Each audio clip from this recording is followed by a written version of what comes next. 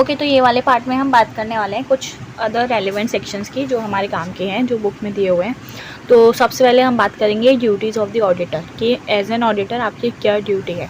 तो इसके लिए हमारा सेक्शन लगता है सेक्शन 143(1). 143(1) में क्या बोला गया है कि आपको क्या करना है, आपको इंक्वायरी करनी है कुछ मैटर्स के ऊपर। किन मैटर्स के ऊपर इंक्वायरी करनी है, तो ABCDEF करके याद रखना है। एक इसके लिए ए है एडवांस, अगर कोई लोन है या कोई एडवांस है जो कंपनी ने दिया है, तो वो आपको देखना है कि वो किस बेसिस की सिक्योरिटीज़ पे दिया है, वो प्रॉपर्ली सिक्योर्ड है या नहीं है। उसके बाद उसके जो टर्म्स हैं वो हमारे कंपनी के इंटरेस्ट के जुडिशियल नहीं होने चाहिए। तो पहला ए से एडवांसेस की बात की गई थी। Then B stand for book entry. Book entry में क्या आएगा कि जो भी ट्रांजेक्शन्स हैं वो खाली बुक एंट्री से रिप्रेजेंट नहीं किए गए होने चाहिए, ठीक है, तो वो देखना है। देन सेकंड है ABC stand for company. Company जो इन्वेस्टमेंट कंपनी नहीं है या जो बैंकिंग कंपनी नहीं है उसके लिए बात की गई है कि वो क्या कर रही है, उसके पास असेट्स हैं, और असेट्स क्या हैं, जिसमें उसके पास दूसरी कंपनी के शेयर्स हैं, डिबेंचर्स और सिक्योरिटीज़ हैं, और उनको बेच रही है at a price less than a price at which they were purchase, मतलब सस्ते में बेचे जा रहे हैं, तो वो आपको चेक करना है, ठीक है, उस पर इंक्वायरी करनी है। देन डी स्टैंड्स फॉर अपना डिपॉजिट्स कि भाई ऐसा तो कोई लोन और एडवांसेस नहीं है जो आपने एज अ डिपॉजिट दिखा के रखा हो। ई में बात आती है एक्सपेंसेस की। ऐसा तो नहीं है कि आप कोई पर्सनल एक्सपेंसेस को बुक कर रहे हो अपने P&L के अंदर। And then F stand for cash, मतलब आपने शेयर्स को अलॉट किया कर दिया है फॉर कैश में, तो आपको ये देखना है कि वो जो कैश है वो एक्चुअली में रिसीव हुआ है या नहीं हुआ है, और कोई भी जो पेमेंट्स वगैरह हैं वो सब करेक्ट होने चाहिए, रेगुलर होने चाहिए, कुछ भी मिसलीडिंग नहीं होना चाहिए, ठीक है। ये सारे मैटर्स के ऊपर ऑडिटर को तभी रिपोर्ट करना होता है अगर वहाँ पे उसको कोई स्पेशल कमेंट देना होता है। तो अगर वो सेटिस्फाई है कि सारी कंडीशन फुलफिल हुई है एज एन ऑडिटर, आपको सब कुछ सही लगता है, तो आप कोई भी फर्दर रिपोर्ट नहीं करने जाओगे, ठीक है। देन इसके बाद हमारा एक आता है कि आपको साइन करना है। तो साइन करने वाला एक नॉर्मल सा पॉइंट है कि भाई ऑडिटर साइन कर सकता है, और अगर कोई फर्म है तो उसके केस में भी ऐसे ही ऑडिटर साइन कर पाएगा जो मतलब जो कौन हो, चार्टर्ड अकाउंटेंट हो, ठीक है, CA हो। देन इसका नेक्स्ट आता है कि आपको सारे AS को कंप्लाई करना है। तो ये सारे छोटे छोटे पॉइंट है। फिर एक अच्छा पॉइंट आता है ड्यूटी टू रिपोर्ट। आपको कुछ मैटर्स के ऊपर रिपोर्ट करना है। तो वो क्या मैटर्स है, तो सबसे पहले है कि आपको ये देखना है कि आपने सारा इन्फॉर्मेशन ऑब्टेन कर लिया या नहीं कर लिया। वो इन्फॉर्मेशन ऑब्टेन करो, एक्सप्लेनेशन ऑब्टेन करो, और अगर नहीं मिला है तो फिर उसका इफेक्ट देखने जाओगे, भाई ओपिनियन वगैरह अपना डिस्क्वालीफाई करना, वो साइड पे। देन दूसरा हमारा आ जाता है कि भाई आपने जो बुक्स ऑफ अकाउंट्स हैं कंपनी के वो प्रॉपर्ली कैप्ट किए गए या नहीं करे गए, उनके प्रॉपर रिटर्न फाइल हो रहे हैं या नहीं हो रहे हैं, और इन केस अगर ब्रांच है तो वो ब्रांच की आपको जो रिपोर्ट्स हैं और डॉक्यूमेंट्स हैं वो आपको मिल जाने चाहिए, ठीक है। फिर नेक्स्ट भी वही बोलता है ब्रांच के ऊपर कि भाई जो अकाउंट्स है ब्रांच के जो आपने ऑडिट नहीं किए गए हैं तो वो आपको भेज दिए गए हो इन द मैनर जिसमें वो डील करने थे वो। इसके बाद नेक्स्ट बोला जा रहा है बैलेंस शीट के ऊपर और P&L के ऊपर कि भाई बैलेंस शीट और P&L बुक्स ऑफ अकाउंट के साथ मैच करने चाहिए। देन इसके बाद बोल रहे हैं आपको अकाउंटिंग स्टैंडर्ड्स को कंप्लाई करना है। देन इसके बाद अगर कोई ऑब्जर्वेशन या कमेंट है फाइनेंशियल ट्रांजैक्शन के ऊपर या फिर कोई फंक्शनिंग ऑफ द कंपनी के ऊपर कोई एडवर्स इफेक्ट है तो आप देने जाओगे। इसके बाद अगर डायरेक्टर कोई डिस्क्वालीफाई हो रहा है फॉर द अपॉइंटमेंट वो आप बताने जाओगे, और कोई अगर क्वालिफिकेशन है एडवर्स रिमार्क है या relating to maintenance of accounts और अदर मैटर्स तो वो बताने जाओगे। एज वेल एज आपको इंटरनल फाइनेंशियल कंट्रोल के ऊपर भी क्या करना है, बताने जाना है कि भाई जो कंपनी के इंटरनल फाइनेंशियल कंट्रोल है वो ऑपरेटिंग इफेक्टिवनेस के साथ काम कर रहे हैं या नहीं, ठीक है। ये जो पॉइंट है ना, यही वाला पॉइंट, इस पॉइंट में बात बोली गई है कि भाई ये वाला पॉइंट नहीं लगेगा। किस पे नहीं लगेगा, तो जो भी प्राइवेट कंपनीज हैं उन पे नहीं लगेगा। कौन सी प्राइवेट कंपनी, तो एक प्राइवेट कंपनी जो 1% कंपनी है, स्मॉल कंपनी है, और कंपनी जिनके पास क्या है 50 करोड़ तक का ही उनका क्या था टर्नओवर था as per the latest audited financial statement, और जिनकी एग्रीगेट बोरोइंग मतलब total borrowing from any corporate कितनी है, तो वो 25 करोड़ रुपए तक की है, ठीक है। तो अगर उतना तक ही टाइम रहता है उनका पास, तो उतने तक की लिमिट रहती है, तो उनको भी ये इसके ऊपर रिपोर्ट नहीं करना है, ठीक है। तो क्या बोला है, प्राइवेट कंपनी और 1% प्राइवेट कंपनी के अंदर 1% कंपनी, फिर स्मॉल कंपनी कौन सी होती है, वही paid up share capital 4 crore और टर्नओवर 40 करोड़, और फिर ऐसी कंपनीज जिनका टर्नओवर कितना है 50 करोड़ और बोरिंग है 25 करोड़ तक। डन। इसके बाद इतना सब कुछ तो करना ही है। फिर एक और रूल आया, रूल 11 के हिसाब से बोला गया कि आप एक काम करो, कुछ और मैटर्स के ऊपर भी रिपोर्ट कर दो। तो वो कुछ और मैटर्स क्या हैं, तो वो कुछ और मैटर्स में बोला गया है कि आपको कोई अगर पेंडिंग लिटिगेशन पड़ा हुआ है तो उसका इम्पैक्ट देखना है और उसके ऊपर रिपोर्ट करना है, ठीक है, वो डिस्क्लोज़ करने जाना है उसका इम्पैक्ट। देन उसके बाद आपको देखना है कि कंपनी ने प्रोविजंस बनाए हैं तो सही बनाए या नहीं बनाए, वो मटेरियल फोर्सिबल लॉसेस है या नहीं है इन सारे लॉन्ग टर्म कॉन्ट्रैक्ट्स के ऊपर, और उसमें डेरिवेटिव कॉन्ट्रैक्ट्स भी आ जाएंगे। इसके बाद आपको देखना है कि अगर कंपनी को IEPF में पैसा डालना था, that is investor education and protection fund में, तो उन्होंने वो पैसा डालने में कोई डिले तो नहीं किया, तो आपने ये देखना है। देन उसके बाद नेक्स्ट बोल रहे हैं कि आप ना मतलब 2 लेयर में इन्वेस्टमेंट नहीं करनी है। 2 लेयर मतलब कैसे, मतलब आपने किसी को इन्वेस्टमेंट दिया और उसने किसी और को इन्वेस्टमेंट दिया, तो वैसा नहीं होना चाहिए। दैट इज़ अल्टीमेट बेनिफिशियरी वाला हिसाब नहीं होना चाहिए कि और कोई बेनिफिशियरी वैसा, तो इसमें सब कुछ आ जाएगा, लोन, गारंटी, सिक्योरिटी, सब कुछ कवर हो जाएगा। सेम आपको लेना भी ऐसा नहीं है, तो 2 इन्वेस्टमेंट में लेना नहीं है कि भाई आपके पास कोई फंड आ रहे हैं, फंड रिसीव हो रहे हैं और किसी से भी रिसीव हो रहे हो, इसमें फॉरेन एंटिटी भी कवर है, और वो वैसे ही कि कोई आपको मतलब आपको कोई दे रहा है वो भी किसी से लेके दे रहा है, तो दैट इज़ वही वाला हिसाब हो जाएगा। तो वो सब मना किया गया। आपको देखना है कि उसके लिए सारा कंपनी ने आपको इन्फॉर्मेशन दिया है और ऐसा हो तो नहीं रहा है, और देन आप जो रिप्रेजेंटेशन लोगे वो भी उसमें कोई मटेरियल मिसस्टेटमेंट तो नहीं है, तो ये देखने जाओगे आप। इसके बाद क्या बोला गया है कि अगर कंपनी ने कोई डिविडेंड डिक्लेयर किया या कुछ पे किया है तो वो उसको पे करते टाइम उन्होंने कंप्लाई किया हो सेक्शन नंबर 123।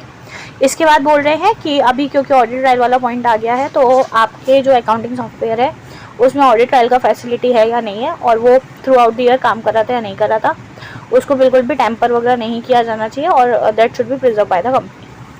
तो ये सारे हमारे ऑडिटर्स की ड्यूटीज़ हैं जिनके ऊपर उनको क्या करना है, रिपोर्ट करना है। फिर नेक्स्ट उनको देखने जाना है कि जो कंपनी के डायरेक्टर हैं उनको जो रेम्यूनरेशन दिया है वो एज़ पर सेक्शन दिया है या नहीं दिया है, ठीक है। इसके बाद बात आती है, और किसकी बात आती है कि जो ऑडिटर है उसको रिपोर्ट करना है, और किसके ऊपर रिपोर्ट करना है, तो फ्रॉड के ऊपर भी करना है। किसको रिपोर्ट करने जाओगे तो वो अलग अलग केसेस हैं। जैसे फर्स्ट केस है कि अगर आप क्या कर रहे हो, अगर जो फ्रॉड का अमाउंट है वो फ्रॉड का अमाउंट 1 करोड़ से ऊपर है, और आपके पास रीज़न है बिलीव करने का कि भाई जो फ्रॉड हुआ ना वो दैट इन्वॉल्व और एक्सपेक्टेड टू इन्वॉल्व एक इंडिविजुअली क्या 1 करोड़ से ज़्यादा का अमाउंट, तो उसके केस में किसके ऊपर फ्रॉड हुआ है, कंपनी के ऊपर फ्रॉड हुआ है, किसने करा है, किसी उसके ऑफिसर या एम्प्लॉय ने करा है, तो उसके केस में आपको रिपोर्ट करना है किसको, बोर्ड और ऑडिट कमेटी को, ठीक है। जैसे ही आपको पता चलेगा उसके 2 दिन के अंदर आप उनको बोलो, और उसके बाद आप 45 डेज तक वेट करोगे उनके रिप्लाई का, ठीक है। अगर आपको रिप्लाई आ जाता है तो फिर आप क्या करोगे, आप अपना रिपोर्ट, अपना उनका रिप्लाई, ऑब्जर्वेशन, वो सारी चीज़ उनका अपने कमेंट्स के साथ आप सेंट्रल गवर्नमेंट को दे दोगे विद इन 15 डेज। तो 2 दिन, फिर 2 दिन से 45 दिन, फिर 45 दिन से 15 दिन, इस तरीके से पूरा साइकिल चलेगा, ठीक है। और अगर उनका रिप्लाई नहीं आता है ऑडिट कमेटी या बोर्ड ऑफ डायरेक्टर्स का, तो जैसे 45 डेज एंड होंगे उसके बाद आप क्या करोगे, आपका जो भी ऑब्जर्वेशंस हैं वो आप वो बताने जाओगे आप, एज वेल एज रिपोर्ट में ये भी लिखोगे कि भाई हमने रिपोर्ट सबमिट की थी ऑडिट कमेटी को, उन्होंने उसके ऊपर कुछ भी रिप्लाई नहीं दिया। ये भेजनी है, किसको भेजनी है, through the secretary of ministry of corporate affair, एक सील कवर में with registered post and acknowledgement due, या फिर स्पीड पोस्ट के द्वारा, और उसके बाद आपको उसके लिए ईमेल भी करना है, ठीक है। जो आप रिपोर्ट दोगे वो किस पे दोगे, तो अपने लेटर हेड पे दोगे, जिसमें आपका पोस्टल एड्रेस, आपका ईमेल आईडी, आपका कॉन्टैक्ट नंबर सब कुछ होना चाहिए। इसके बाद क्या बोला है, ये जो जाएगी रिपोर्ट वो किस में जाएगी, तो that is in form number 884। हो गया, ये हो गया। कब ये सब चीज़ें कब करनी है, जब 1 करोड़ से ऊपर का अमाउंट होगा तब। पर अगर जो फ्रॉड का अमाउंट है वो 1 करोड़ से कम है तो क्या करोगे, तो भी आप रिपोर्ट करोगे, पर किसको रिपोर्ट करोगे, तो सिर्फ आपको ऑडिट कमेटी को रिपोर्ट करना है। कितने दिन के अंदर ऑडिट कमेटी को रिपोर्ट करने जाओगे या फिर बोर्ड को रिपोर्ट करने जाओगे, तो उसके केस में सेम, जब भी आपको पता चला उसके 2 दिन के अंदर रिपोर्ट कर दो। क्या क्या बताओगे, तो नेचर बताओगे, अमाउंट बताओगे, और पार्टीज इन्वॉल्व बताओगे कि किस टाइप का फ्रॉड है, कितने अमाउंट का फ्रॉड है, और उसमें कौन कौन सी पार्टी इन्वॉल्व थी। इसके बाद देखो 1 करोड़ से कम का फ्रॉड है पर अमाउंट तो बड़ा है ना, तो उसके केस में अब आपने बता दिया, तो अब डायरेक्टर्स क्या करेंगे, वो भी अपने बोर्ड रिपोर्ट पे बताने जाएंगे कि भाई एक ऐसा फ्रॉड था जो ऑडिटर ने हमें रिपोर्ट किया, और उसका पूरा डिटेल देंगे, उसका नेचर बताएंगे, उसका अमाउंट बताएंगे, कौन कौन सी पार्टीज थी वो बताएंगे, अगर उन्होंने कोई एक्शन नहीं लिया होगा तो, और अगर एक्शन लिया है तो वो बताने जाएंगे कि क्या था। In case as an auditor अगर आप इसमें नहीं कंप्लाई कर पाते हो सेक्शन को, तो आपके ऊपर पेनल्टी लगेगी। अगर लिस्टेड कंपनी है तो 5 लाख रुपए की पेनल्टी लगेगी, और अगर अदर कंपनी है तो उसके केस में 1 लाख रुपए की पेनल्टी लगेगी। तो ये हमारा पूरा सेक्शन था, और जो किसकी बात कर रहा था, वो बात कर रहा था ड्यूटीज़ के बारे में। दैट इज़ हमारा सेक्शन 143। इसके बाद हमारा सेक्शन आता है, वो सेक्शन क्या आता है, सेक्शन आता है 144। उसमें क्या बोला गया है, उसमें बोला गया है कि जो कंपनी है वो जो ऑडिटर है वो कुछ काम नहीं कर सकता। तो वो जो कुछ काम नहीं कर सकता वो क्या है, तो वो है बैड माफिया। याद रखने के लिए, bad mafia, B stands for banking services, investment banking services, A stands for advisory services, investment advisory services, F stand for हमारा financial services, rendering of outsourcing of financial services, B investment banking services, A stand for investment advisory services, D stand for designing and implementation of financial information system. तो BAD हो गया. Then M stand for management services. Then A stand for हमारी accounting and bookkeeping की services. Then F stand for financial services. Then I stand for internal audit and A stand for actuarial services. तो ये सारा काम कोई auditor नहीं कर सकता. स्टेट ऑडिटर के लिए बोला गया है स्पेसिफिकली. ठीक है. देन यहाँ तक हमारे हो गए दो सेक्शन 143 एंड 144. इसके बाद एक सेक्शन और है, दैट इज़ हमारा 141 एंड 144. ठीक है, सब क्लॉज 4. ये दोनों सेक्शन, मतलब एक सेक्शन क्या बात करता है कि आप ऑडिटर को अपॉइंट नहीं करो. पहला है कि भाई आपने रिमूव कर दिया ऑडिटर को before the expiry of his term. तो वो क्या है कि आप board of director resolution pass करते हैं, इन्फॉर्म करते हैं सेंट्रल गवर्नमेंट को. आप निकाल रहे हो, बहुत बड़ी बात है, इसलिए किस में इन्फॉर्म करोगे, तो ADD 2 में. फिर विद इन 30 डेज़ आपको रेजोल्यूशन के पास करने के इन्फॉर्म कर देना है. अगर सेंट्रल गवर्नमेंट आपको अप्रूव करेगी तो फिर आपको मेंबर्स का भी एक स्पेशल रेजोल्यूशन पास कराना पड़ेगा with in 60 days of the approval of the central government. ये हमारा पूरा बात करता है 141 वाला सेक्शन कि आप निकाल रहे हो before the expiry of term, तो क्या करना है. फिर एक और हमारा सेक्शन है, दैट इज़ 140 सब सेक्शन 4. वो क्या बोलता है, इसमें क्या है कि आपने अपॉइंटमेंट कर दिया ऑडिटर अदर देन ना रिटायरिंग ऑडिटर, मतलब वो एलिजिबल था फिर भी आप उसको अपॉइंट नहीं करें, किसी और को करो. तो उसके इसमें क्या होगा, सबसे पहले एक स्पेशल नोटिस दिया जाएगा रिटायरिंग ऑडिटर को AGM से पहले कि भाई हम आपको रीअपॉइंट नहीं करें, ऐसा बताओगे. फिर वो एक रिप्रेजेंटेशन बनाएगा और उस रिप्रेजेंटेशन को हम AGM के नोटिस के साथ सबको भेज देंगे. 7 डेज़ बिफोर यूजुअली भेज देते हैं. ठीक है, तो वो है. फिर अगर आप उसको सर्कुलेट नहीं कर पाए ड्यू टू एनी रीज़न, जैसे कंपनी का डिफ़ॉल्ट हो गया या बहुत लेट नोटिस, बहुत लेट रेजोल्यूशन रिप्रेजेंटेशन आया था, तो उसके केस में हम क्या करेंगे, फिर वो जो ऑडिटर है वो उसको पढ़ सकता है इन द AGM और उसकी कॉपी को फाइल भी किया जाएगा ROC के पास. अगर किसी इंसान को ऐसा लगता है कि ये जो है वो अब्यूज़ अपनी अथॉरिटी का गलत फ़ायदा उठा रहे हैं, मतलब गलत बोल रहे हैं कंपनी को लेकर, ऐसा सब कुछ हो रहा है, तो उस केस में क्या होगा, वो कंप्लेन कर सकता है ट्रिब्यूनल को, और ट्रिब्यूनल चाहे तो वो रोक सकती है कि भाई ये रिप्रेजेंटेशन नहीं पढ़ी जानी चाहिए. तो ये हमारा एक सेक्शन और है, दैट इज़ 140 सब सेक्शन 4.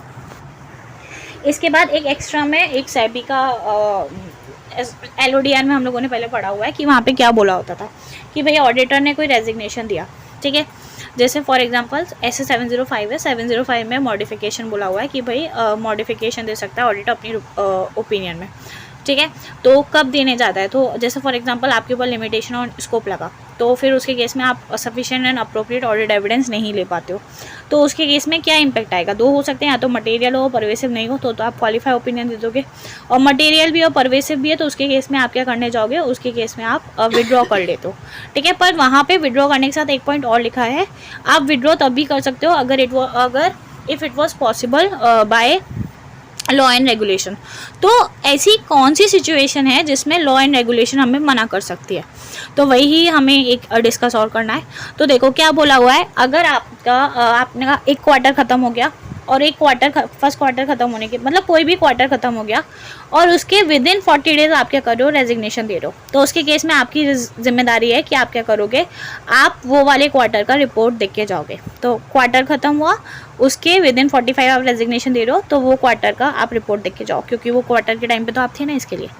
अगर आप आफ्टर 45 डेज़ रेजिग्नेशन दे रहे हो तो उसके केस में क्या बोला हुआ है, उसके केस में बोला है कि भाई आप जो क्वार्टर ख़त्म हो गया उसके लिए भी आप रिपोर्ट दोगे और जो सेकंड क्वार्टर है उसके लिए भी आप रिपोर्ट दोगे.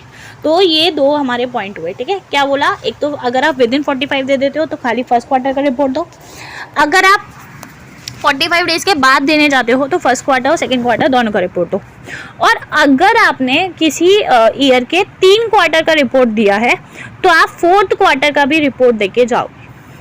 तो क्या बोला है कि अगर आप ऑलरेडी 3 क्वार्टर का रिपोर्ट दे चुके हो तो आप पूरे फाइनेंशियल ईयर का भी रिपोर्ट सबमिट करो, उसके बाद ही जाओगे। जैसे मैं एग्जांपल ले लेती हूँ, कोई 10/7 को छोड़ के जा रहा है, 10/7 मतलब 10 जुलाई। तो यहाँ पे क्या हुआ, 10 जुलाई मतलब विद इन 10 डेज उसने क्या कर दिया, जून में खत्म होता है क्वार्टर, विद इन 10 डेज उसने क्या कर दिया, रेजिग्नेशन दे दिया। तो यहाँ पे क्या हो रहा है, वो 10 डेज का टाइम पीरियड है, तो वो क्या करेगा, खाली Q1 का रिपोर्ट देके जाएगा। पर अगर मान के चलो वो क्या कर रहा है, वो 18 अगस्त को दे रहा है, तो इधर का कितने दिन हो गए, इधर 49 डेज हो गए। तो उसके केस में क्या करना पड़ेगा, उसको दोनों क्वार्टर का रिपोर्ट देना पड़ेगा, दैट इज Q1 का भी और Q2 का भी, जो सितंबर में खत्म हो रहा है उसका भी। एंड इसके बाद क्या बोला हुआ है कि अगर आप रेजिग्नेशन दे रहे हो और कब दे रहे हो, 17 नवंबर को दे रहे हो, तो इसके केस में क्या होगा, सितंबर वाले क्वार्टर का तो दोगे ही दोगे, एज वेल एज क्योंकि इस क्वार्टर में भी आपके 45 डेज से ज़्यादा हो रहे हैं। सितंबर में खत्म होता है अक्टूबर नवंबर, 15 नवंबर तक का टाइम हुआ, आप जा रहे हो 17 नवंबर को, तो आपको Q3 का रिपोर्ट भी देना पड़ेगा। अब Q3 का क्योंकि रिपोर्ट देना पड़ेगा, तो आपको Q4 का भी रिपोर्ट देना ही पड़ेगा। तो ये एक एक्स्ट्रा में हमारा सेबी में से पॉइंट उठा है, तो ये वाला पॉइंट और है, एक एक्स्ट्रा में याद रखना है।